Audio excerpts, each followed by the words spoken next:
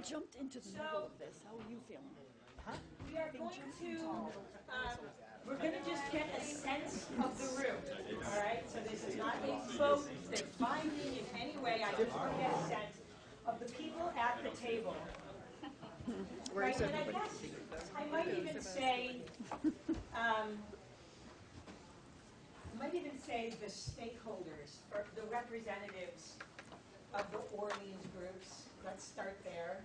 So the white liaisons, white name tag liaisons, just hold off for a second. Let me just get a sense from those who are representing the groups in Orleans on these 6 issues. So on the first, let's start at the bottom and go up. At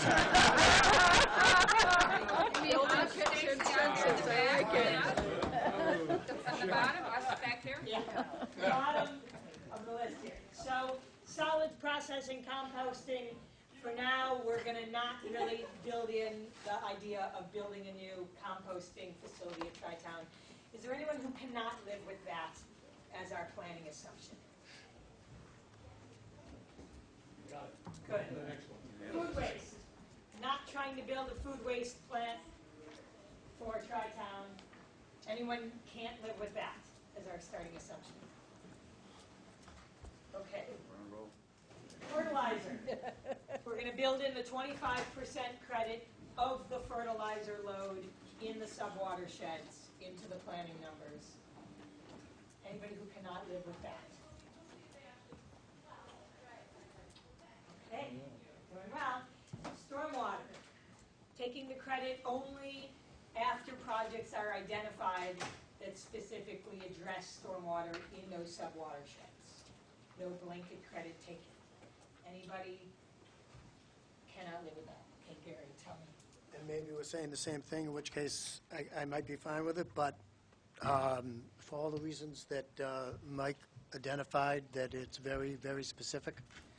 At the end of the day, this is, to me, much more about water quality than it is about nitrogen reduction. That's a piece of it. It's an important piece. It's not the only piece. And I, if I look at Pleasant Bay, which is a very important watershed, that's not a small number. It's a big number. So I'm not crazy about just removing that assumption. Let me make a comment there, that the bottom line of this whole thing is going to be on sub-watershed, individual water bodies, and customized plans for those water bodies. That's where we're headed. We start with the commission up here, we go to CWMP planning, we go to sub-watersheds. To get the real improvement in the water bodies, we have to look at sub-sheds, street by street, area by area. We're actually going to end up taking more percentage in certain sub-sheds as a result of going this way.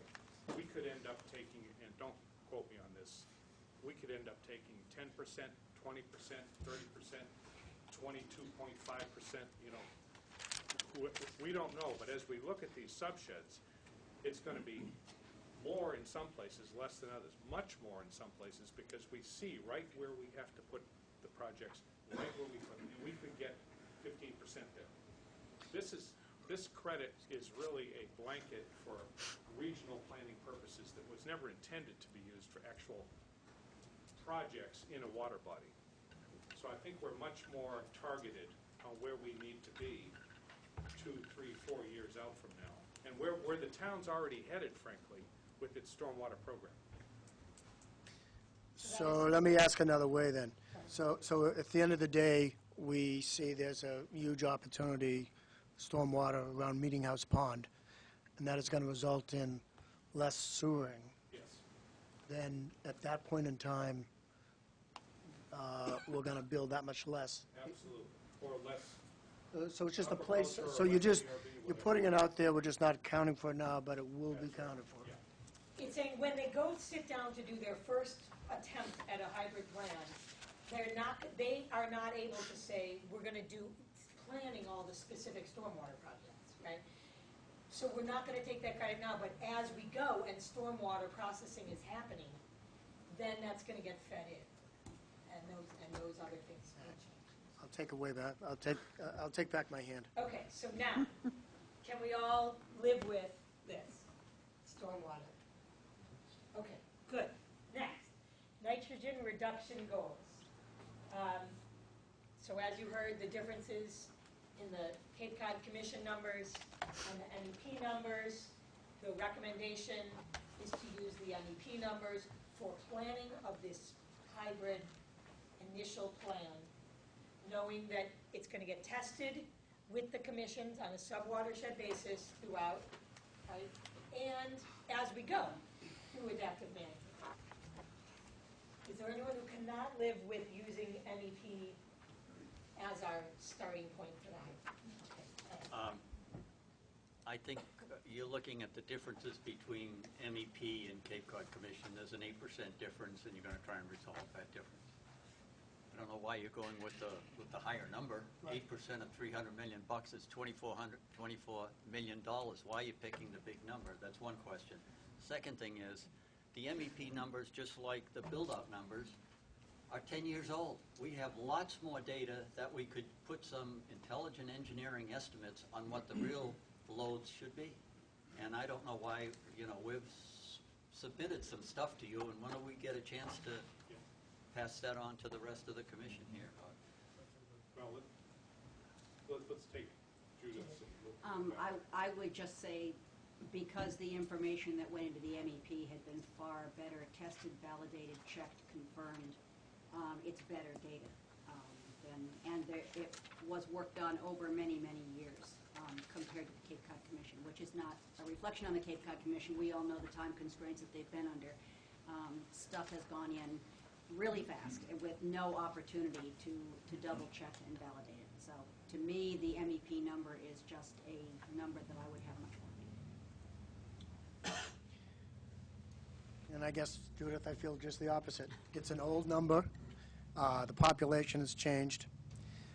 It's a very small sample size in terms of years. The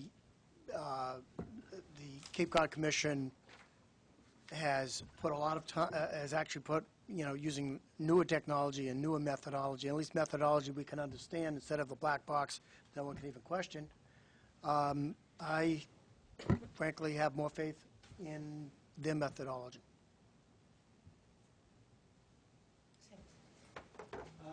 To my understanding, the regulators are adopting MEP's standards, and this is a regulatory-driven process.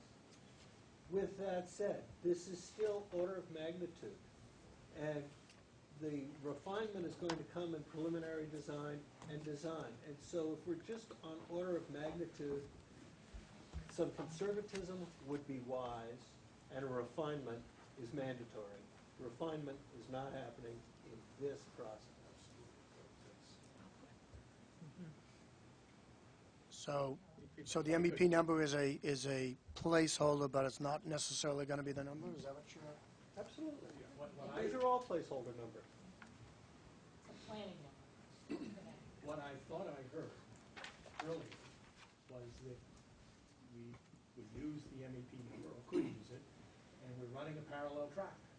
Cape Cod Commission is doing the same thing, and we are working side by side with the Cape Cod Commission, and obviously, as we refine these numbers, if we begin to see problems, we're going to come back and revisit this.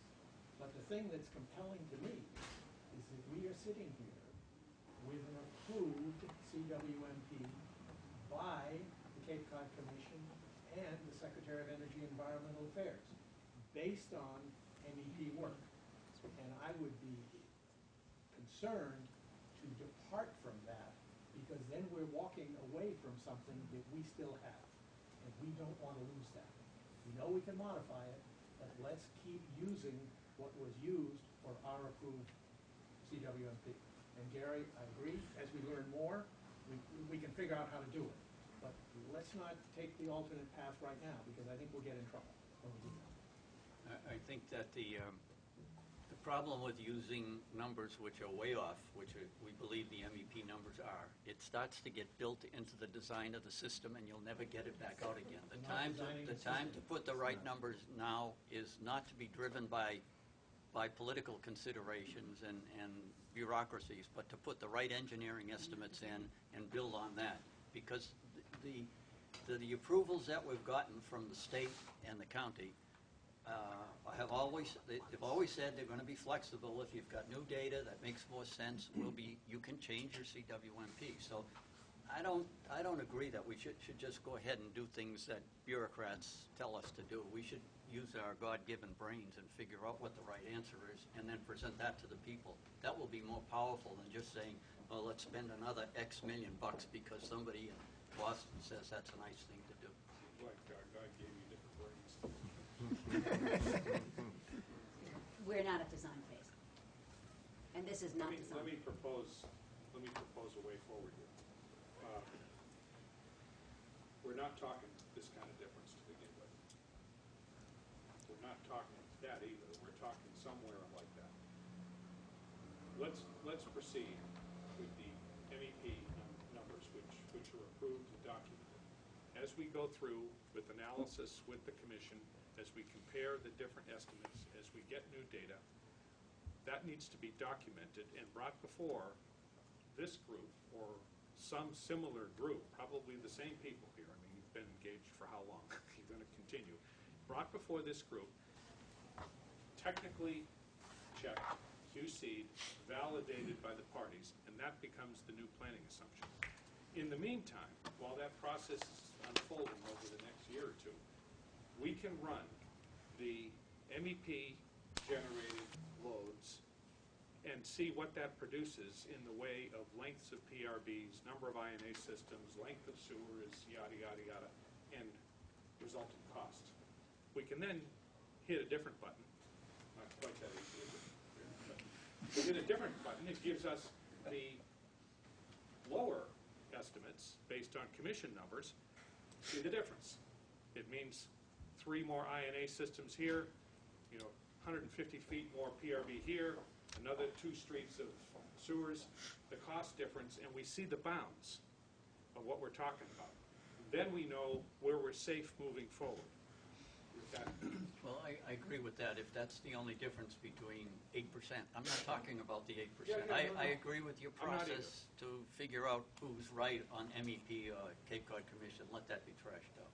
I'm talking about the fact that we have a lot more data now on the basic nitrogen reduction goals that we know are incorrect. The data is very old. We have another 10 years worth of data, and that's what I'm talking about bringing to this. We have the Cadmus report. We have all the work that our group has done, and somehow or other that's got to get on the table. We're going to deal with that in the adaptive management. Those are critical elements of adaptive management as we go forward. That's absolutely right. DEP, SMAST are already recognizing, they're saying themselves now, we need to relook at this data. The geomorphology of the inlets has changed, the hydrodynamics has changed, a number of things changed over the last 10 years. They got new data, we need to recalibrate the models, we need to check out some assumptions. We're going to talk about that. That's part of the process. That's why differing on this right now really is not productive. I mean, So yeah. if, The model will be rerun. okay, so if it's truly a placeholder, and this is going to be an iterative process, and it's reflected, words matter. You'll see the difference. I guess some of us, a lot of people in this town, don't have a lot of confidence in the MEP and things that they've done and the classification of Rock Harbor. As long as it's noted that this is a placeholder until we get more data, more current data, better sample, it's a placeholder. Absolutely. And I think we're being clear, we're not taking these other things off the table, right? We're just giving them direction of where to start. We're cross-checking with the CEC's numbers, and what Gary and Ed are saying is, more importantly, not just the comparison between those two numbers, but we want to see a more rigorous, up-to-date rerun, get the right numbers, right? Jim's been saying it too. Well, just- Right, and so, and that's, we're building that in all along, right? We just need a place, we just need to give them some numbers to start from for now, Okay, right? for me. Okay, So you need to say for now, For on now. that statement. okay, clear, yeah, good. Okay, so then let's go. I mean, I would even craft that into a section of the minutes, which is an agreed-upon Yeah. statement, that We will have agreements at the top, like we have action items. Just a clarification, for the hybrid plan development, which is gonna take us through March or so, when we get to the plan that's approved, we're gonna use the MEP numbers. That's what I wanted to clarify. But you're gonna be double checking them with Patty as you go. Yep, as we go, absolutely. So both sets of numbers are gonna still be available for Correct. people to see what the difference might be if you were using the other ones, Yep, right? fair enough. Potentially before a shovel goes into the ground, we're going to get, Absolutely. And we're gonna Yes. talk about that when we talk about the adaptive Absolutely. management Thank you. plan and Good. all right. the hybrid development. Yeah. Just to tweak that, if the question is between MEP and the Cape Cod Commission numbers, that's one question. I think what we really want is, it's not MEP or Cape Cod Commission. Right. We want to be Right. moving towards Right. more current, accurate Yep. numbers. And rigorous, If right. you reverse the question, Yeah. I think you'd have more hands up, and we'd have the same conversation. Yeah. And I think the issue is that request can't happen before we get started creating a plan, right? Because that's gonna take time. So first we need to create a plan, and it's gotta have adaptability for when those new numbers come in and take their place. Okay? So, let's go to build out. Growth to be nitrogen neutral. That is, planning for current loads, not future loads. And that future loads would have to be nitrogen neutral. Yeah, I would agree with that statement, but again, I would amend that to say using real current estimates of what the load is, rather than 10-year-old estimates. Right, but for now, we don't have that. Right. For now, we have what we have, Okay. and we're gonna use what we have, knowing that part of our adaptive management is that we're gonna replace them with newer numbers as we can get them. So is there anyone who cannot live with future growth as nitrogen neutral? I can live with it, but I just want to make a comment related to this. This statement has incredibly important implications for future financing of whatever we do. Because we are eligible for zero interest loans right now because of our approved CWMP. And we need to be very careful how we deal with the development of presently undeveloped property in the town of Orleans. And 3 weeks ago, when we were here, I mentioned that when we were talking about the potential development that could take place in Orleans, I think there was 600 and some odd lots. I had mentioned that the Orleans Conservation Trust and the town of Orleans had acquired a number of those lots. So the number is less than what was assumed in CWMP, and we need to get to that. And we also need to understand what our current zoning would allow. I believe that in the development of the CWMP, there was an assumption that in the higher density areas, there could be additional dwelling units built under current zoning. And therefore, that's a growth item, and it relates to community development, and we've got to make sure how that relates to nitrogen neutral. It doesn't say you can't develop, it just says there would be a cost. There potentially could be a development It's cost. a new cost, Gary. It's a new cost for the homeowner, think for about the developer, Yep. or the commercial user. No, I like where we're headed, we need to think about it, the consequences. And noting that this puts a new cost into the development process, the community has other goals and objectives. And those costs may become obstacles to affordable housing. So at some point in the process, there may be conditions or codicils that are put in, allowances for other activities that become a community benefit. But at this point in the conversation, that is too small to bring into it. Okay?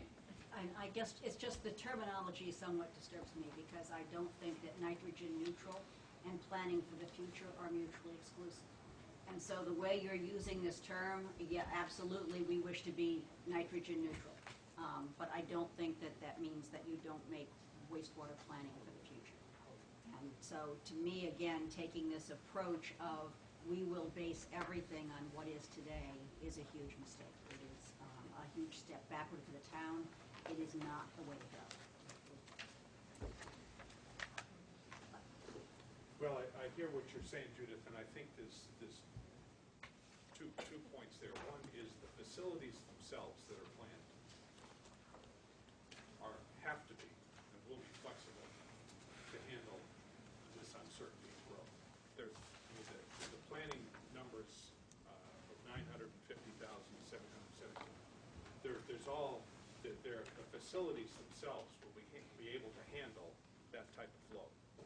The real issue is the nitrogen question about that additional growth. And that's a decision that the town can make policy-wise and deal with in a number of ways. It can deal with through zoning, it can deal with it through special legislation, bylaws, with a lot of different ways.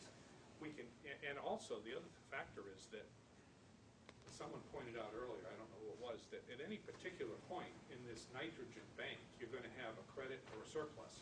It's never going to be, or very rarely will it be right at the point where you're dealing with exactly the load coming in that you planned for. It's always going to be a credit or a deficit. The town will have to look at that and say, and manage that market, so to speak. But the facilities will always be designed to handle that growth. It's not a facilities question, it's a nitrogen load question. So do you feel, Judith, okay, comfortable with, for the planning purposes, that those are the numbers you need? Yes, don't love the terminology, can live with it. It's not worth more discussion. Good. Great. Well, thank you, everyone. That was terrific. Now we can get to talking about the hybrid plan approach. So the next section of the meeting, and we're going to try and move it expeditiously because we are quite a bit behind, is to talk about what is the team going to be doing next to start developing this hybrid and this adaptive management plan.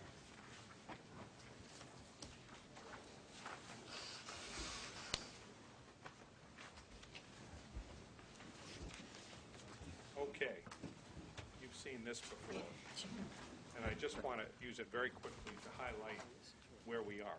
We've done these workshops. We're sitting here today looking at the approach to adaptive management and the hybrid. We've gone through 5 workshops. We're here today on workshop 6, looking at the approach for adaptive management, hybrid plan development. Technical studies, the reason I made those arrows heavier is they're going to continue. They don't stop. Next workshop, you're going to see some of the technical results. Following workshops will always have a place for what's being done, which is the technical support for this. So that continues all the way through the hybrid development process.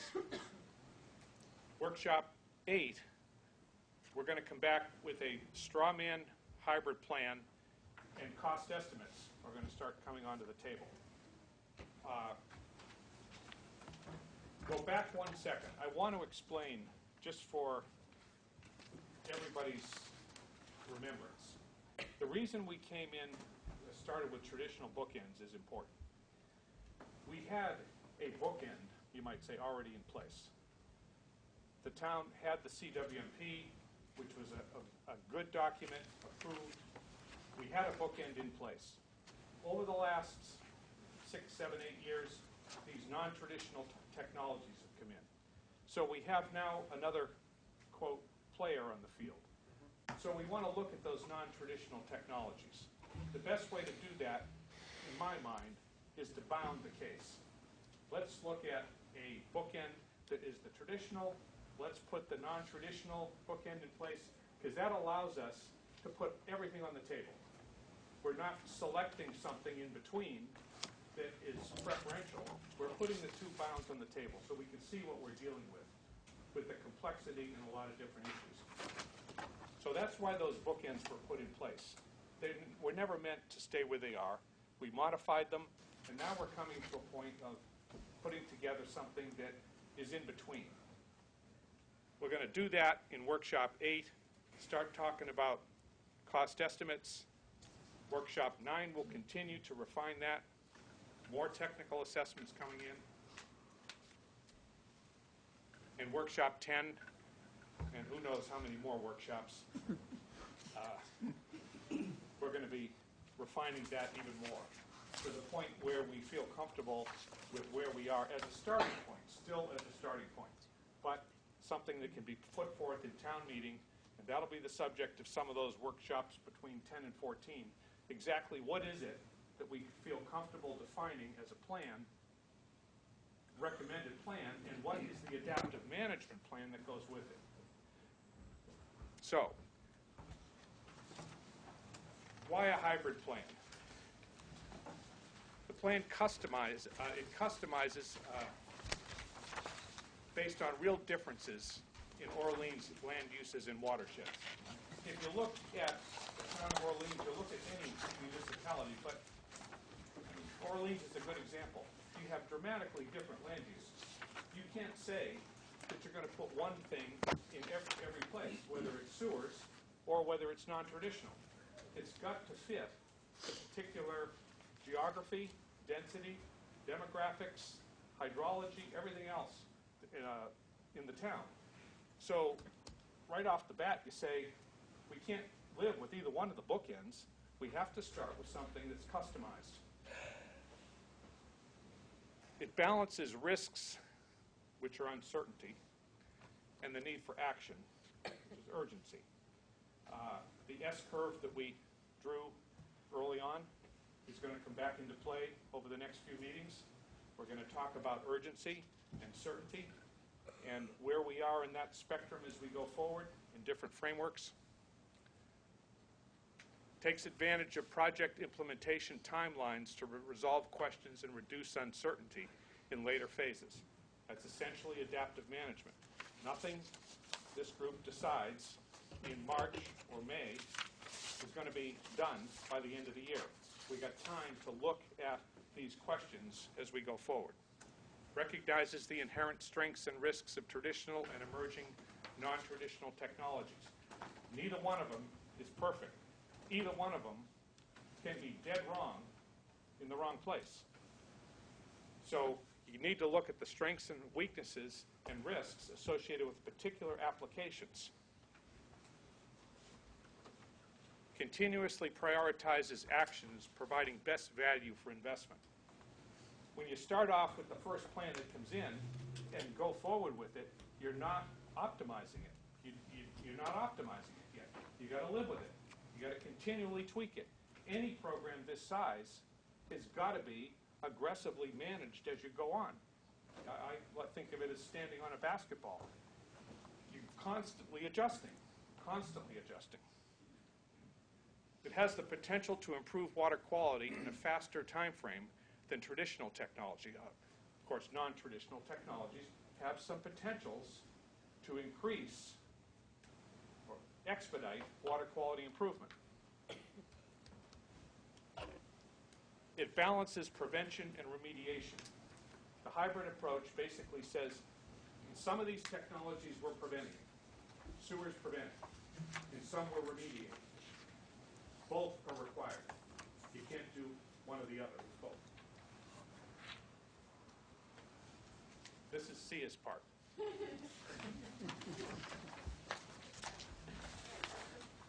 Mike has just described what we're going to do, and so he's going to, now he's turned it over to me to say, so how are we going to do this? Well, this was actually your slide, but you might want to. This is quick. We did the needs assessment. There's various needs, technology options. We need to engage Brewster, Eastham, stormwater fertilizer programs. We need to look at those needs to be engaged. We're working on that in a variety of fronts. The conceptual hybrid plan will come along. The CWMP, the DRI requirements inform that. It will include by watershed, sub-watershed actually, facilities, sites, stormwater, fertilizer plans.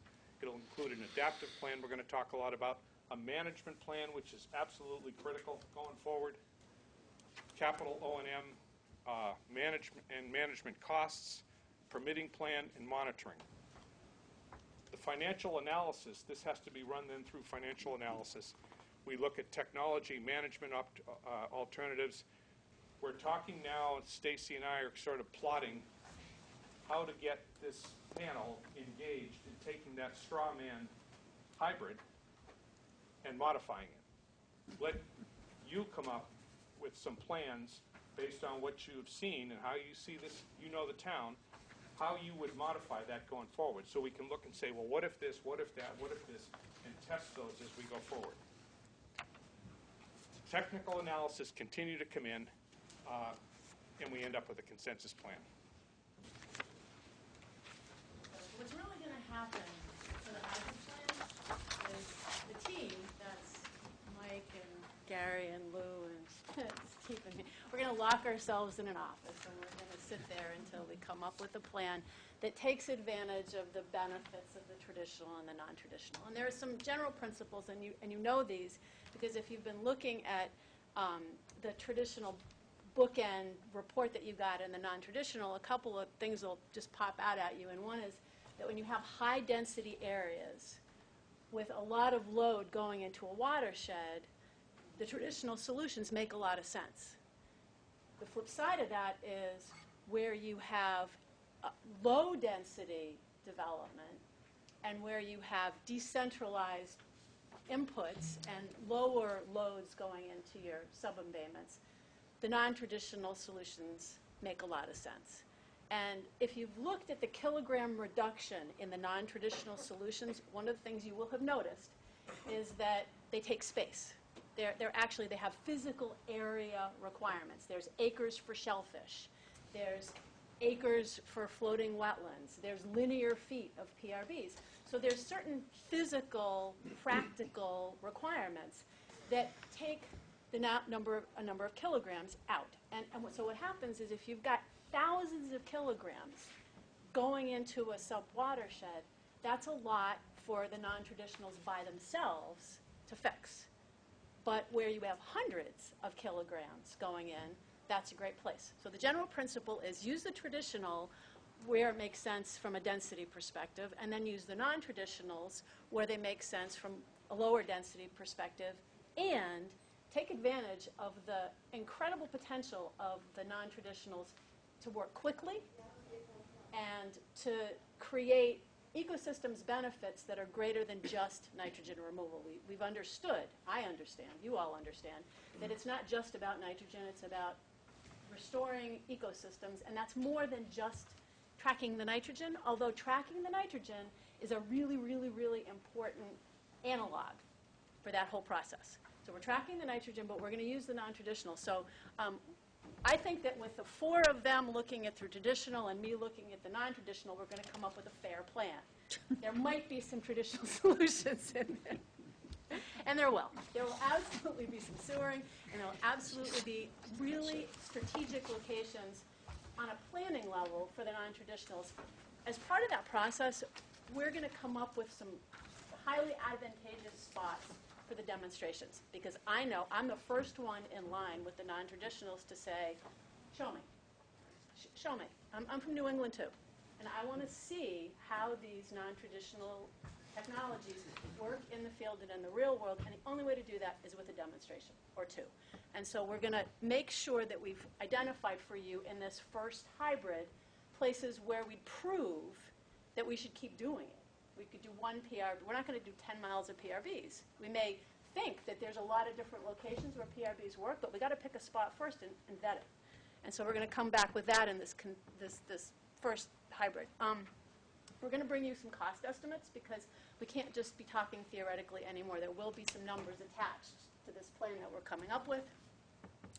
And then we're going to, as we've said before, compare and confirm how this plan complies with the DRI and other regulatory requirements, because we can't lose sight of it. We have lots of goals. We have a regulatory goal too, and we need to make sure that we're on track with that. So the hybrid that we're coming up with, that we're going to present to you, and I think that's the last thing, we're going to bring it to you, and we're going to bring it to you on the 17th of December. So get a good night of sleep, because on that night, we are presenting you this hybrid plan that has some cost information that's our sincerest, best effort at bringing the greatest hits to you.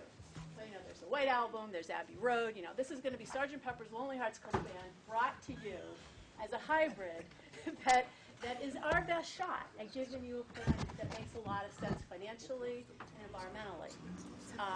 But then you are going to review it, and that's what Mike and Stacy are going to bring to that meeting on the 17th. We're going to bring Sgt. Pepper's Lonely Hearts Club Band, and they're going to bring the tuners and a way for you to actually filter it. And so you've got evaluation criteria that you had a few meetings, early meeting where you came up with these evaluation criteria. That might be one filter. Some actual risk assessment tools that are more quantitative is another filter. But you're going to have a look at this plan, and then you're going to give us some concrete suggestions. You're going to give us recommendations and real changes that you'd maybe like to see us make so that we can iterate a next version of the plan. And so after the meeting on the 17th, we're going to have some feedback. And we're going to do a number of things. We're going to revise the plan. We're going to come up with more detailed cost estimates.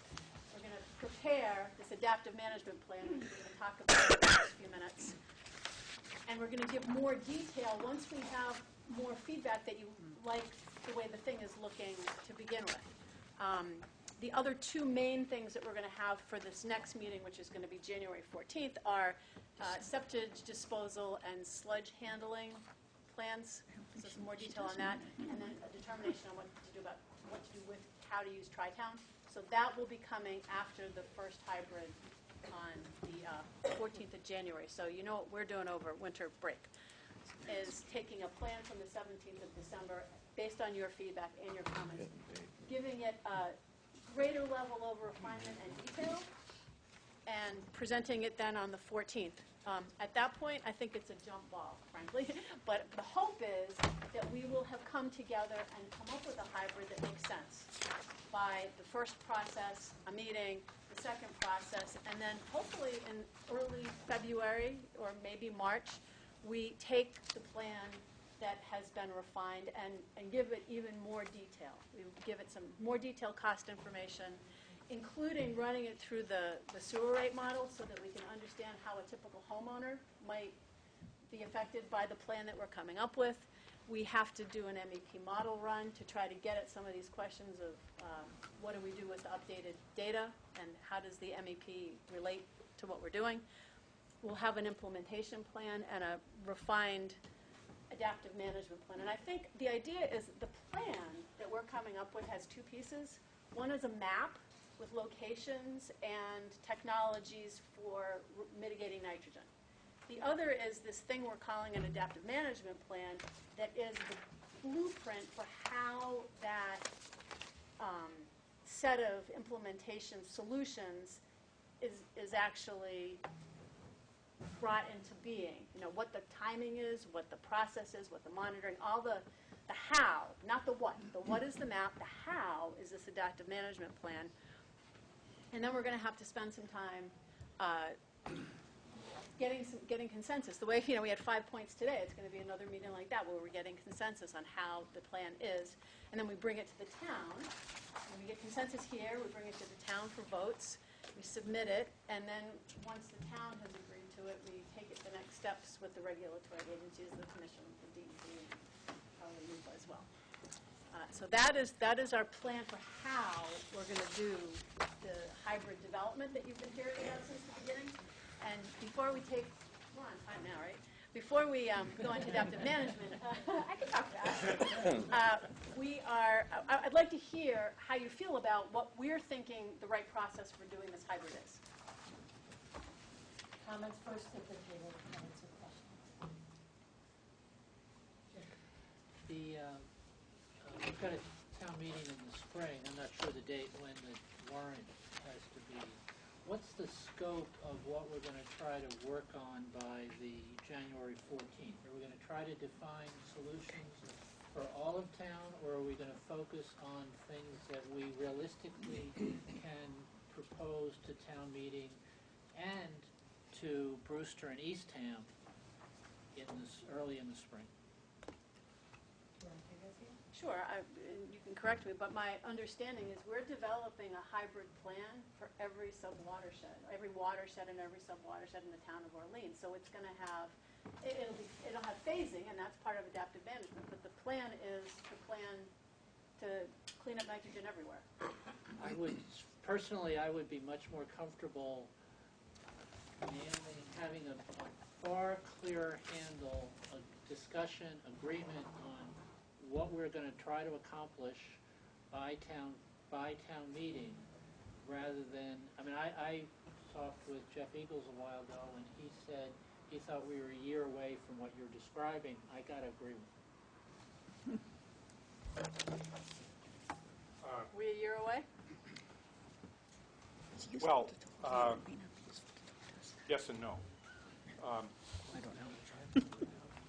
I think what is ready for town meeting is yet to be determined. We know there's drivers on the Tri-Town facility. This process is also going to put in place, I believe, some consensus regarding a agreed upon first step forward that includes things that are justified intuitively, subjectively, economically, and technically. That we can come to an agreement there on first phases, including things like pilots for some things, priority water bodies that need to be addressed, solutions that just are common sense, as well as technically justified and water quality based. Going out from that sort of red core, we're going to have another, and this is what adaptive planning is, we're going to have another series of tasks that aren't going to be that we're going to have to put in place to define what we don't know. We can talk all we want about sites, but until you do the hydrogeology, until you talk to the owners, until you talk to DOT, we're just speculating on that. So this next year is going to be adding meat to the bones of this core plan, you might say. It'll be fleshing out whether those things are real or not, how long it's going to take to verify them, what has to be done to confirm them. And at the end of the second year, we're probably still going to have questions out there. Whether we have the MEP runs rerun yet or not is a question. That's an uncertainty here. But by spring town meeting, we should have a core plan. We should have a scope for next year, our goals for next year that add the critical components to that, prioritized, a financing plan that tells us that this is realistic, this is something that's affordable and really doable, and we should have regulatory agreement, not in the form of an approved revised CWMP, but in the form of, yes, we're with you on this, we've worked with you through this, the assumptions are consistent with what we're doing, this is the way we want the 208 process and the local planning process to work together, and this is the kind of plan that will build support. So as a very specific example, as I recall the disposal sites, there was one in Nauset Heights, or way out in East Orleans. And we've also talked, and I agree with what you said about the pilot projects for the PRBs and the floating constructed wetlands, okay, which sound great. Do we really, so first, I think it's very important that we identify, I think the town would love to start seeing pilot projects around some of these things.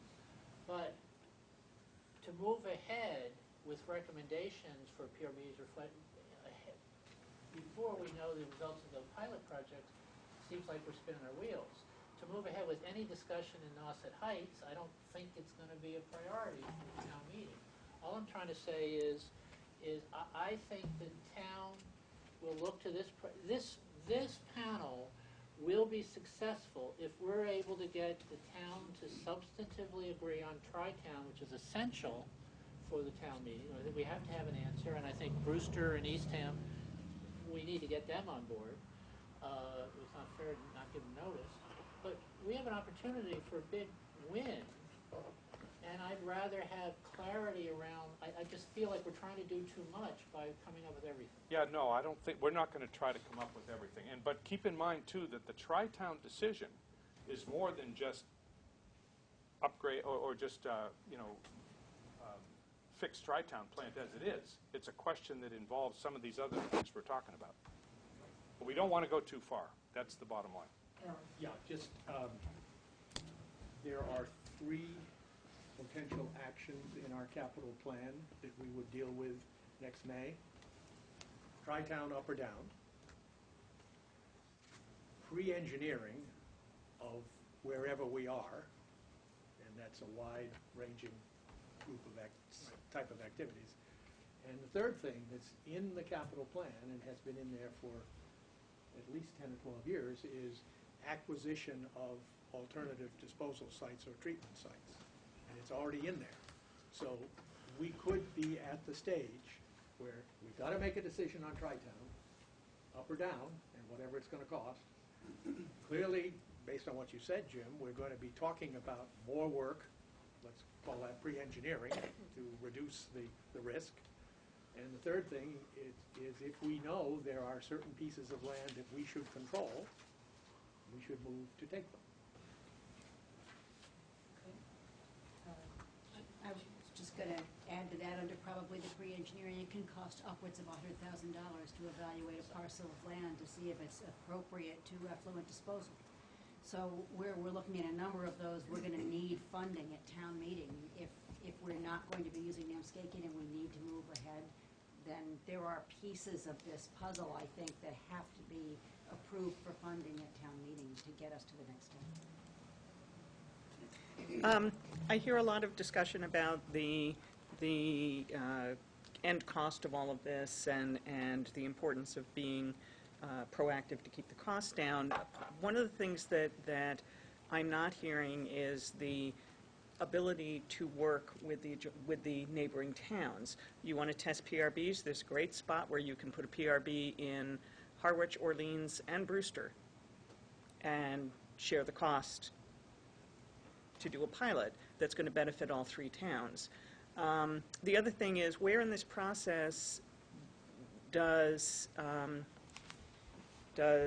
Brewster and Orleans and Brewster and Orleans and Eastham and Orleans sit down to talk about the things that the towns can do for each other, or that one has seen through their own planning that partnering with a neighboring town is going to help them out and perhaps reduce costs for everybody? Yeah. Those are good questions. The first thing, these are watershed-based plans. We'll cover this a little bit in a minute. They're watershed-based plans. They're going to be watershed-based permits. Mm-hmm. So the commission is looking for the towns to come in shared watersheds together. We have talked briefly by email, you and I, Yes, and directly, and recently more with Brewster about the 2 towns working with their consultants to take what they have on the books, whatever shape it's in, and refine it, update it, and come to us and say, okay, here's our plan. Let's talk about how they fit together. And that will include a variety of different options there. But for right now, we're assuming, not having other active plans from the towns themselves on what you prefer, we're assuming a non-traditional, the commission's non-traditional approach for Brewster and Eastham. Yeah. see, have we seen And the what I'm- Commission's non-traditional approach for Brewster and Eastham? If we went to all the 208 meetings, I think we okay. did. And I think part of it is that Brewster has already come up with, their own report on Pleasant Bay and alternatives analyses and the technologies that we're looking at moving forward. And some of those can be done with Orleans, and some of them may not be able to, and some of them can be modified to include Orleans. But I just feel like, and Sims can leave now because I yelled at him this morning, that a lot of this process stops at the borders, and all of the non-traditional and well, traditional is a little different, but a lot of the non-traditional methods that were brought forward are all in Orleans, and not that that's a bad thing, but I feel like it's a lot of, we're going to do what we're going to do, and we're going to figure out what we're doing, and then we're going to talk to you about how we can put it together. I feel like the where we can put it together needs to happen sooner. Well, we're assuming, as I said, non-traditional for Brewster, and I think Brewster would agree with that. Yes. In general. That's pretty much their plan. What we need is for Brewster to come and say, here it is. This is what it is now, based on the update of it, based on our analysis of it. You know, this is our best shot right now. Then we have something to integrate. Okay. Right now, we're making assumptions on Brewster. Same thing with Eastham in the same way. Eastham needs to come forward and say, this is what our consultant is telling us is the best thing to do. Update of the relatively brief study that was done a few years ago. There's ways of doing that we're talking to the commission and to Orleans is talking about, but we really need some initiative from Brewster and Eastham on those. I can send it to you tomorrow. Yeah, so let me just stop this particular conversation here. No, there's a lot more to talk about, and we will be following up. And just to add to say that you now know what our timeline is for developing this first hybrid. If you have specific locations for specific, so you can send through to Stacy and she'll get to us. Or send your consultant to the room they're locked in. Yeah, you should send your consultant to the room we're going to lock ourselves in. He'll be so happy. But that would be, I mean, that's kind of why we're giving you this. Other comments about, I don't know, just go back for 1 second, right? Other comments about the hybrid process? Yes, anytime we have something that has a comprehensive involved, it means it's going to take quite a bit of time. In the meantime, in Orleans, we have some more, I would say, some urgent needs to get some properties developed and improved. I'm wondering, is there any way in this hybrid concept where, say, a group of businesses could somehow come together and develop either a traditional or non-traditional plan and actually fund it themselves? And is there any mechanism by which they could be rewarded later, and so they don't have to wait for this entire process to happen, but they can move forward and actually make a difference now, sooner, because private money can move faster than public. I think we all know that. Is there any way, is there any mechanism by which that can happen? Or has that happened anywhere else? Or does the town therefore come in and lease the plant that they create? Something like that. Is there any creative solutions along that? Absolutely. As a matter of fact, meeting with Mr. Kelly and the board this week, on my list is to put together exactly that meeting to start those discussions, look at options, the way it's been done in other places, how it could be done here, and how it could fit a financial plan for this program. That's absolutely critical to this. We've been, from the first part, talking about public-private partnerships here, and who pays for what, and where's a fair allocation of that. So that's absolutely right on the money and something that we will be doing very shortly. Is the potential for future federal and county and state funding any way dependent on regional planning? And are we doing, I think that's a question you're asking. We don't seem to be doing much regional planning now, and if we really have to put together a plan that addresses this, I don't see it happening at all yet. Well, it will be a regional plan. The more Eastham and Brewster can come forward with specifics, the more specific it will be. We will have a watershed plan for Namskakett. We've already had discussions as a result of the joint board meeting last week. Brewster saying, you know, we own 80% of Namskakett. We have a big stake in that. You're looking for disposal sites. We have these golf courses. So let's get together and talk about how this fits. Eastham, someone from Eastham said, why aren't you looking for disposal sites in Eastham? Well, good idea. So those discussions are on the table. Keep in mind that Orleans is pushing this forward with a schedule here that we're not getting final decisions in May, but we have to have a firm plan in place. And Eastham and Brewster, like it or not, are sort of key pieces to it, but not the driving force here. And so, and I just want to say, we got that, we're moving on it, let's not talk more about the Eastham, Brewster, Orleans, it's happening, following up, heard the point, it needs to be happening. Can I add one thing having to do with non-traditional alternatives that I also crabbed about this morning, is that there are all these wonderful alternatives out there that appear now to be in the, see all the stuff you can do if you do the piloting and you do the monitoring and you pay for the whole thing, and then maybe in 5 or 10 years we'll tell you that it doesn't really work, and and it's a difficult thing for, especially for us, but for anyone who's looking at non-traditional alternatives, because you don't have there isn't somebody out at the base with a bunch of PRBs, just septic systems. So it's a difficult kind of thing to get past. It is, and keep in mind, Stacy's pushing us rightfully. Falmouth has done some good work on this. Wellfleet's done some good work on this. George is doing good work. There's pieces all over the place that we're pulling together to add some reality to the numbers. It's coming. They're emerging technologies, but they are coming. They're not going to fit everywhere. We don't want them to fit everywhere. We want them to fit site-specifically. So, And this, I think, brings us into the adaptive management conversation, which, just in terms of trying to get to something we can be done with for town meeting, if we don't have, at least with some level of clarity, the big picture in mind, it's going to be really hard to take any piece and get people to agree on it, right? If you don't know what's behind it, you're not going to agree to just having a PRV here if you don't know what's going to happen if the PRV doesn't work, right? And you might not agree to just having the sewer here, and we'll tell you later what we're going to do over here if you don't know what the ultimate price tag on you is going to be, and it could just grow and grow and grow.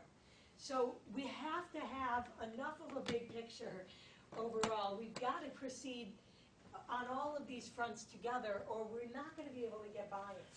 So we have to keep that in mind. We have to keep balancing the need to have enough of the elements in play and moving forward so that people feel comfortable enough to say yes, while also getting focused enough that we know we can start moving. Judy's. I'm a visual person, and I think it would be helpful to have, I don't know what you call it nowadays, but we used to call it a milestones and deliverables chart, where in tandem with this process, I would like to be able to see other deadlines like the Tri-Town decision, how long is the 0% funding available, when must we renew our groundwater discharge permit. I'd like to see it in one place, and I think other people might benefit from that so they can see that this can't drag on forever. We do have certain regulatory deadlines also tracking at the same time as this. Good point. We have a slide we've been using on the Tri-Town issues that does just that, and we have another slide coming up here that will talk about that, but we can add stuff to it to address your points. Have it all together. Yeah, would be right. really Yeah. Last one. Last one. I just want to put a double exclamation point on your comment. Couldn't have said it better. We can't go to, in my view, go into town meeting without showing ultimately where this thing is going, how much it's going to cost, being fully transparent, for the sake of, to try to be expedient, at the sake of not having the answers to all the things you said, won't work. I don't, it's very risky. And I just, love to get it to town meeting, something really good as quickly as we can, but not at the expense of failure. And failure will happen if we're not ready to dot the I and cross the Ts about where this thing is going. All right. Let's talk about adaptive management. We talk about it a lot as a term. In fact, probably 75% of the questions that have been asked today are really associated with the adaptive management process. There's diagrams. You can go on the internet and get 100 of these diagrams very quickly. The process has been around about 18 years. I know exactly how long it's been around. I was working at the Philadelphia Water Department in 1996. They had a $750 million CSO program that they couldn't afford and wasn't getting any water quality benefits. They said, how do we move forward? And someone said, we got to move forward and adapt. And a light came on. This is that meeting. A light came on, and they said, oh, adaptive management. That's where it came from. Philadelphia, for the last 18 years, has been doing adaptive management. They've looked at geomorphology of streams. They've done ecosystem development. They've done CSO control. It's been going on for 20 years. It's not new. Some of the theory is still theory, though. You got to get down. The devil is in the details of implementation. Here's one of the diagrams. You conceptualize, plan actions, and monitor. Implement actions and monitor. Analyze, use, adapt. Capture, share, learn, conceptualize again. That can either be encouraging or depressing. You can either be in an endless loop, or you can be improving. The one thing that's missing is when you conceptualize at the beginning, and someone pointed this out, there's a big investment in some relatively risky projects here. It's going to take a significant investment. So as you conceptualize and plan and implement projects, there has to be a line going from that conceptualize down to adapt and say, what if it fails? What do we need to do now to consider if that thing fails? That's a key part of adaptive management that's usually ignored, theoretically. Practically, we can't say we're going to do this here until we consider what happens if it doesn't work. How much have we spent? What are the ramifications of that? What are the upsides and downsides? What is adaptive management? For water quality projects, it's a process that balances two important things. The need to move forward. None of us want to wait 30 years to get water quality improvement. And the need to resolve uncertainties, plan for alternative futures, and measure progress. There are two competing needs, and the tension in this group is good tension. It's balancing those two needs. And going to town meeting, we have to have both. We have to have a firm plan to move forward, but we also have to recognize that there's a lot of uncertainty. Couple of points here. Adaptive management, a lot of people think of as monitoring. And Patty's gone. Oh, Patty. Sometimes agencies think of it as monitoring, and monitoring is a critical part of it. But monitoring does not resolve problems. It doesn't provide alternative solutions. What monitoring does is to determine attainment of water quality goals. It only determines whether or not you've dealt with the uncertainty. Think about that. Monitoring tells you if you achieve your goal, somehow you've dealt with that uncertainty.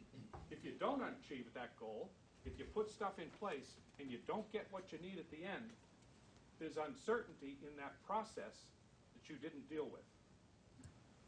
You see that? Simple, but it's important.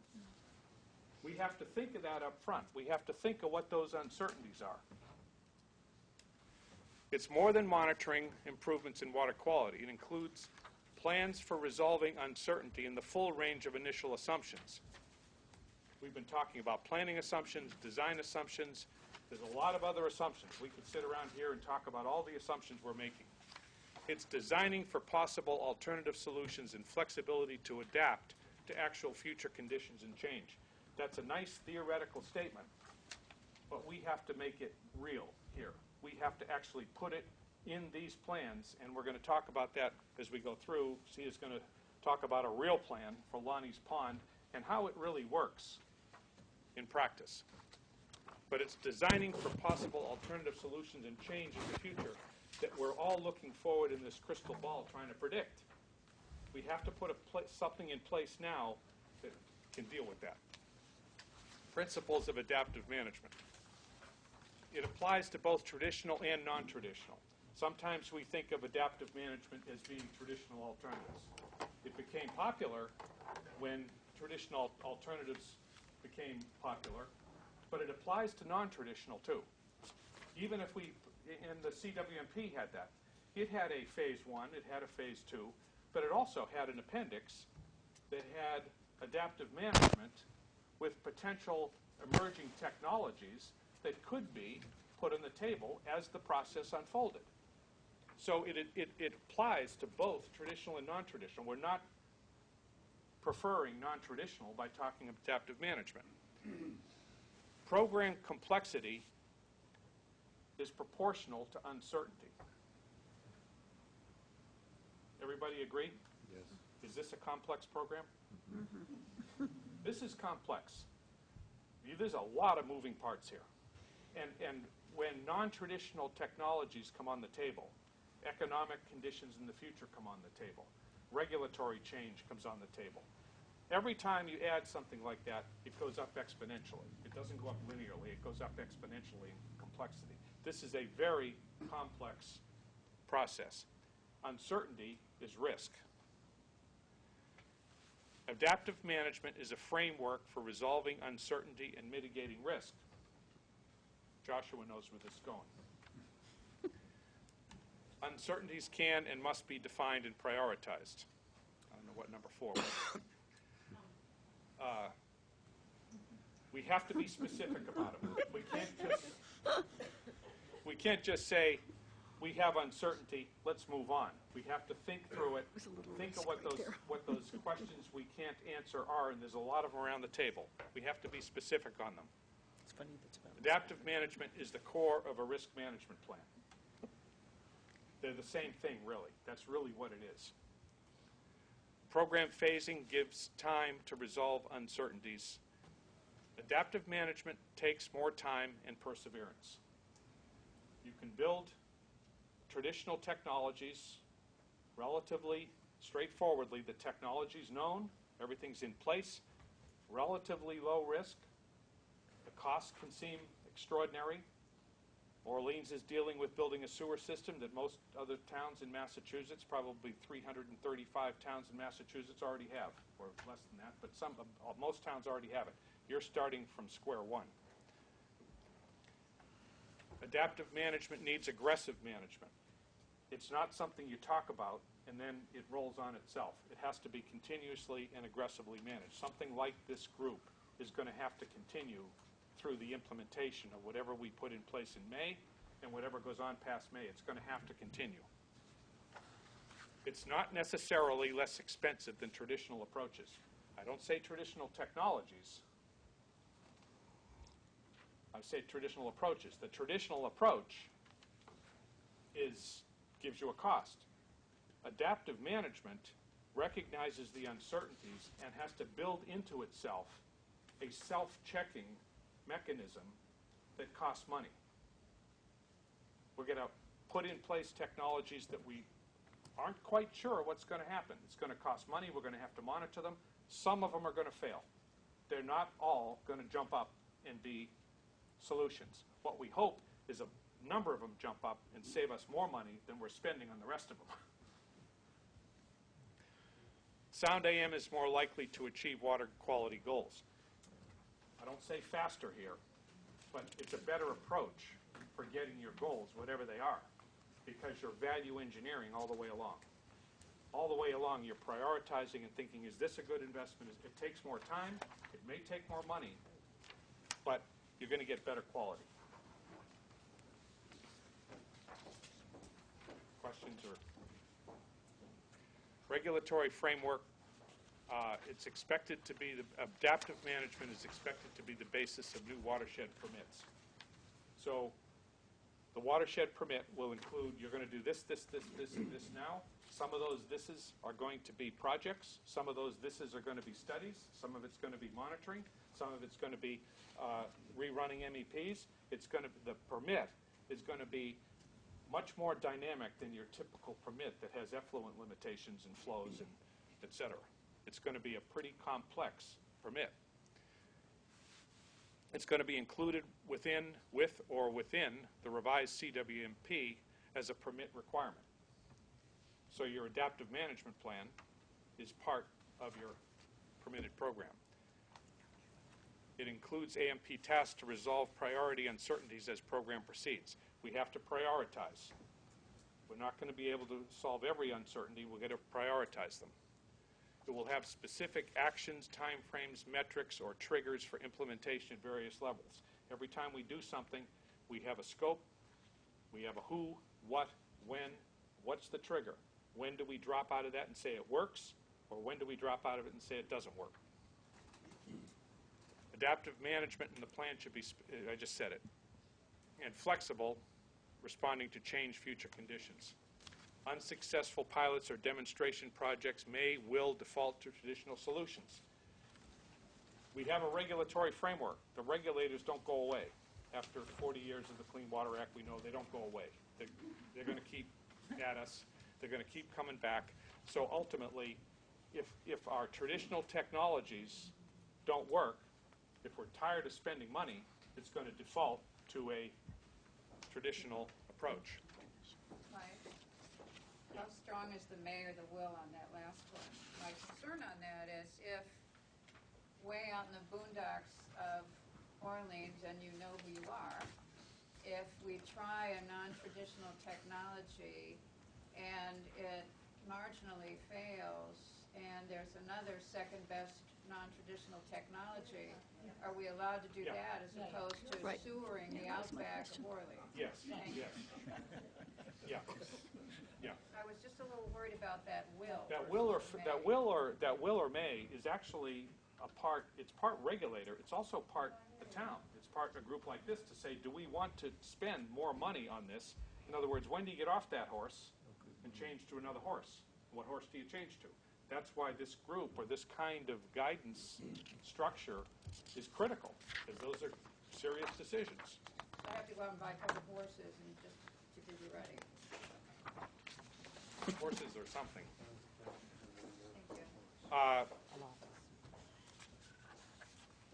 It has to prioritize a list of major uncertainties by sub-watershed. As we go through the sub-watershed plans, we're actually going to be putting in place a hybrid plan, but every time in this workshop, C is talking about, we come to a place where we say, well, what about this? That goes down into the adaptive management plan. We don't understand that. We don't know what to do about this. We don't know if we can get a PRB on this private road. We don't know if they'll accept injection PRBs.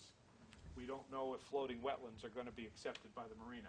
Yada, yada, all of those different things go down into an adaptive plan. That means we have to be considering those things as we go forward. We just can't forget them.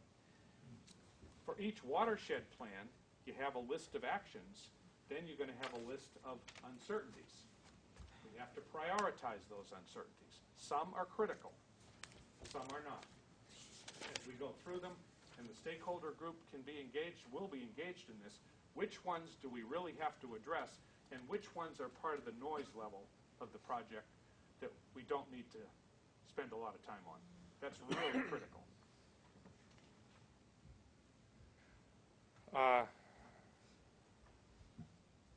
Trigger points, technology performance monitoring and compliance monitoring. They're different things, as you know. You got to monitor the technology to see if it's working. You got to monitor the water body. And a technical advisory panel. SIA has gone through and developed a template, you might say, using Lonnie's pond for how this could look. Does this end at 4:30 or 5? 5. I get the best spot in the whole program. So now you understand what an adaptive management plan is. There's going to be a quiz at 4:55. And I'm going to try to illustrate for you all those components and all those ideas and all those concepts in a simple flow diagram. So what we've got here is a picture of Lonnie's Pond and the adaptive management plan, and we have years. And up at the upper left-hand corner, it says management approach. And the bottom box is what the load reduction, and I couldn't put the load reduction goal in because we hadn't had our conversation in the first 2 hours of this meeting, or the fertilizer or stormwater reduction goals because we hadn't had that conversation yet. But now that we've had that conversation, each sub-watershed will have the specific goals, and there'll be management approaches. And what you'll notice is that typically you think of these things in 5-year increments, and we have a 6-year and a 4-year and then 2 5 years. And hold that thought, you'll see why it is in a moment. So what are the management approaches for Lonnie's Pond? Well, the first one is going to be fertilizer management. I apologize if this is hard to see, but that's why we printed you out one. So fertilizer management is a baseline that we actually have gotten consensus that we're going to go forward with. We've got green arrows. Those green arrows are monitoring. They're seeing what happens with this management approach. There's a G, and it's a circle. G stands for go, G stands for good, G stands for green. But the G's at the end of those green arrows means we've watched it, and it's done what we thought it was going to do. It's worked. And so the G's go across. We continue to have fertilizer management as an active part of keeping, cleaning up Lonnie's Pond and keeping it that way. So then we've got stormwater, which I, again, apologize you can't read. But stormwater is the next management approach. The first yellow on the top says identify, evaluate, and install, because what we talked about earlier today is that we have to have real projects for stormwater. And that little yellow bar that goes across with the G means it's taken us a couple of years to evaluate and install the BMP for stormwater. Then the purple is operate and maintain. We go and we're going to operate and we're going to make sure that it's being maintained properly. And then 3 years, years 3, 4, and 5, we monitor it, and lo and behold, it's removing the nitrogen that the test center said it was, and so we continue to move forward with that BMP for stormwater and others as they come up. And the whole MS4 and EPA and all of that permitting is about keeping stormwater on everybody's radar screen, not just for nitrogen, but for all of the benefits of stormwater. So this is how it looks. So then, we've gotten stormwater and fertilizer figured out, and my next recommendation was going to be for a permeable reactive barrier at Lonnie's Pond for the nutrient remediation that needs to happen there, the nitrogen. So it's going to take not 2 years, but probably 3 to plan and implement and install a PRB, and that's the G, that's yellow. And then we're going to monitor it, we're going to operate it and monitor it for 3 years, which is now why we have 6 years, because it took 3 years to put in place, 3 years to monitor. And, you know, the optimist in me throws this out there and says, it works. There's a G, we did performance monitoring, the PRB is working great, and then it goes on for the next 20 years with compliance monitoring to make sure that it continues to work the way we thought it was going to work, and it trots on as a project that works. But, you know, it might not work. And the S means that we look at it for that performance monitoring after 3 years, and it's not doing what we thought, because it's possible that a PRB will not do or work the way we want it to. And to your question, what are we going to do? Well, that yellow arrow, as you can see up there, is going to go, in my opinion, in Lonnie's Pond, to another non-traditional technology. Not one that we haven't tried anywhere, but one that's being tried in a different sub-watershed, and it is working. And in this example, it's a floating constructed wetland. And what we have here is the permeable reactive barrier after 3 years didn't work. We're going to put a floating constructed wetland in Lonnie's Pond. Because it worked in some other pond, we have some reason to think that it could work. And we do the same thing. We install it, we operate and maintain it, and then we do 3 years of performance monitoring. We watch and we see how it goes. And because I'm not completely an optimist, the floating constructed wetland didn't work. So after 3 years, it worked in this other pond, it didn't work in Lonnie's Pond, and then we put in a traditional solution. And that's what this is showing. that the sewer is the traditional solution. We tried a couple of alternatives, and what's going to happen with sewering is you have to spend time evaluating it, designing it, engineering it, installing it, and then doing performance or compliance monitoring to make sure it keeps working. Now, what I'm going to show you is in 3 graphics exactly what Mike was talking about with the adaptive management process, and these are really, really important feedbacks. The green arrows that go down are the lifeblood of this whole adaptive management, because what they're saying is that every year we're going to have information. We're going to have information about costs. Those costs are going to be for the project, and they're going to roll up into the costs for the whole program. And without that, we can't evaluate. So those arrows going down to the cost factors, the technology-specific cost updates and the annual program cost updates, those 2 black arrows that go across, are constantly going to be fed real information from the real work and implementation. And then the last blue on the bottom is what we all care about. The monitoring information is going to feed into not just, are we meeting TMDL, did the nitrogen go down, while that's important, but also to, has the ecosystem been restored to the point that we were hoping? So the green arrows that feed back all the information that's being collected while we're going through our implementation is how we inform ourselves and make decisions in the future that are adaptive. And the actual points are, what Mike talked about conceptually is, these are the graphic that I just showed you is a picture. The adaptive management plan is a document. And so while that picture talked about, where the S's are and where the G's are and how that all flows, well, the S's and G's are the implementation plan, or the S's and the B's are those decision points, those processes for evaluating.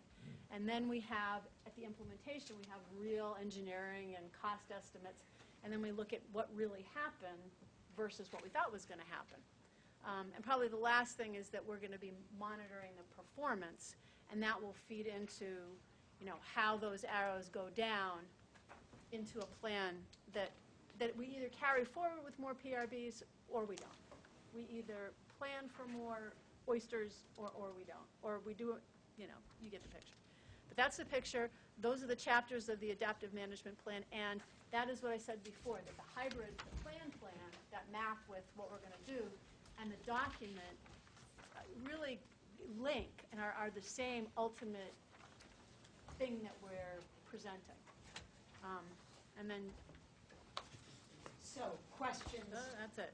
comments, you want to go back to the diagram, just? Okay, so a quick question. How are you going to monitor the fertilizer? Yeah. I mean, we've got the bylaw, Yep, and we yep. hope that everyone's complying, but how are you going to monitor I whether... think it's going to be enforcement. I think the idea is monitoring of fertilizer. I was thinking about that exact thing.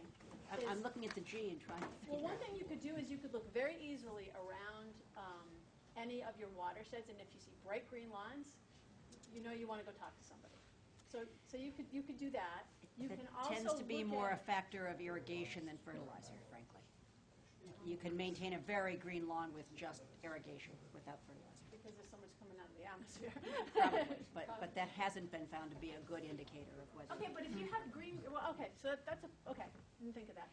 I think the other thing is that there's a kilogram load reduction, and we're taking a certain amount from fertilizer. Go ahead. Okay, and we're taking a certain amount from fertilizer, and if you're not meeting your water quality goals, you have to start looking at, are people fertilizing more and contributing that than they're not? And Patty's thought of this too, I think. Yeah, we've talked about it quite a bit. It's the most difficult to quantify the impacts, and I think if you have good monitoring programs for the rest of the technologies you're employing, you Just might assume it's working. you assume that the rest is from fertilizer, taking into account as much as you can natural system changes. It's a small piece. I don't think there's any Yep. any issue with that.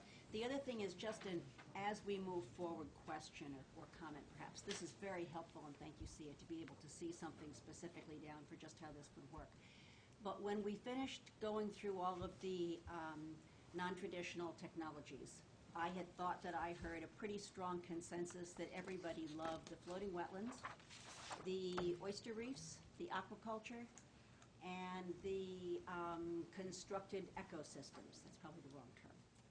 I thought I heard a pretty strong consensus that people did not like PRBs, and that people did not feel that composting toilets or fertigation would be routes to follow. So, and I know that what we said was we would hold a workshop on PRBs to see if people's minds changed. But I had heard a pretty strong consensus that said we're not really interested in PRBs. So I'm just a little. I didn't hear that. I'm not sure, I think that's overstating. I think we heard Okay. concerns from, Okay. from at least some members of the panel about PRBs. Then I guess the second half of it would be that perhaps we need to be a little clearer moving forward. We do. Okay, so that we understand what we all think is a great thing to pursue and something that isn't.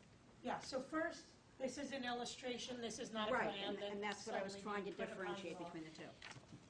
PRBs is on the agenda for the next meeting. So that's going to be pretty important. Is there more you were going to say?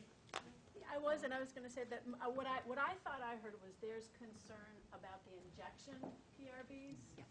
And at Lonnie's in particular, because it's shallow, it would be a trench. The wood chip trench? Yeah, right, so there's That's got definitely that whole concern. problem too. Well, it depends on where you put, that was put in the, anyway, we talked, Yeah, killed off all the shellfish. if it's put in on the beach, we're not talking about PRBs on the beach. The idea is on our next meeting, we're gonna talk about PRBs, and we will have them, or that, we need to get consensus on that. That's sort of our next, because they are a piece of, in my head, the hybrid plan. So it'll be good to know if they're off the table or not. Okay. Any other comments or questions about All the that other amendments? You talked about putting together costs, and typically that's like construction costs or capital costs. But are you gonna put together operating costs? Is it gonna differ for these things? And are you gonna include monitoring and the management of all the monitoring when you bring it to us? It's in there. And just to be clear, we heard the request that putting out specific numbers too early that aren't accurate numbers can be a real problem. We take that seriously. We also know that giving you no numbers or no sense of cost is like having a conversation about air. So we have to do something. We're working on that. We like the idea of conceptual costs. We like the idea of just giving you a range for different things. So we're trying to take both of those things seriously. Paul, we're meeting with them, Finance Committee will be meeting with the consultants within the next month to go over that, but we already have in principle agreement about the level of detail that they will be going into in the financial modeling, and it will be extremely detailed. But it can't be detailed yet. Right. So it's going to start, Right. it's going to start very broad, It will get and it will get more, and that's why we're saying, please don't talk publicly about costs yet, because we'll inevitably be incorrect. Anything else on this? Okay, so, public comments, any other comments, questions? Okay, so everybody has that we've switched the meeting that was originally scheduled for December 10th. It is now December 17th in the morning, so that's gonna be a very important meeting, so I really hope the fact that we changed it doesn't stop people from being here for that. The next meeting we have, which is December 3rd, we're going to be talking about technical issues, including PRBs. If people have specific questions about PRBs, about StepStag, about some of these technologies, that you want to make sure that are being considered, that haven't been raised at a meeting yet, please send those to us. Also, any comments you have on the draft meeting summary, comments you have on the summary that I sent as a starting point, even though it might not go to the media, we want to have something you can each start sending to your constituents or using in your newsletters and things like that. So I do really want people's comments on that because I want to make sure it's reflective of of everybody's views of what's going on. Something to think about for the future. This is all based on an assumption that the regulators will approve whatever we put out there, and in actuality, they may not approve of a certain technology. So I assume that's going to be addressed as we go forward. I'd just say, I guess, through 208, all of the technologies that have been discussed here, the Commission is absolutely in favor of pursuing, and DEP has already weeded out anything they're probably not going to permit. That's good to know. Yeah, through an adaptive management process, mind you. So DEP isn't saying we're going to accept that on face value, but if you monitor it and have, So we're not chasing, like, that's things right. that might not be allowed. We wouldn't let you Okay, follow good. this path if that were the case. On Mike's chart that he uses every meeting, it might be appropriate for us to update it, and because we've just finished, or we're supposed to be in January now, so we might want a little bit closer look into what's happening in this page. Yep, we'll make sure that's updated if it's not yet. Well, if you look at the detailed schedule that was passed out in July or August, and you look at the schedule that just went on the website, I guess last month, maybe recently, it looks like, what I would ask the question, is the program slipping? Because a lot of the tasks that were supposed to be done by November 1st, are not done. It was like 28. Now there's like 38. There's a lot of tasks that are slipping. And I'm concerned that, well, we should, as managers, recognize early that we've got a schedule problem, and we either replan to make up the time, but there comes a point where you can't squeeze it all into a very small amount of time. So we ought to be honest with ourselves and say, we're not going to make it, or whatever. Yeah, Yeah, we can work on updating. We're going to make it. I'll update the schedule. Thanks, Ed. That's a given. One of the things you may see, though, is that Stantec is working very hard in-house to get the analysis done, but not necessarily the technical memos. What you see here is the results of the work as they go on forward, but they haven't necessarily documented it in a TM that's finalized and put on the site. So the task is 80% done, but not the last 10 or 20% in terms of documentation and putting it on the website. So some of it's that. I didn't think we were that far behind in a lot of the stuff. Well, count them. There's 51 tasks, and there's a bunch of them that have slipped according to the new schedule, which is fine. We got time, but we Yeah, should. I suspect a lot of those are substantially, well, I know they're in progress or substantially done. But let's sit down and talk about the individuals. All right. And the other comment, too, is that there's a lot of issues that haven't been resolved yet. We keep coming up with a whole pile of issues that we're going to still, in addition to everything that was planned, things that we never planned for that we're going to need answers to that are coming up in the course of these discussions. So there are certain things we're making decisions as we go along. Today we started making our first, what needed to be agreed upon for moving forward. We'll keep doing that. And, some things aren't going to get resolved in this time frame. They're going to get resolved in the adaptive management phase, and that's the reality. But let's talk if you think there's other things that we're dropping that are on the critical path to getting us to our hybrid plan. Okay? Seriously, Ed, that's a good comment. Send me or Stacy a memo on that. Okay. Which particular things you're concerned about, and I get back to you right away on whether it's being done, and if it's not, then that's Where fine it's too. gonna- We can, Okay. All right. Motion to adjourn? Thank you. Is there a second? Second. Adjourned. Thank you.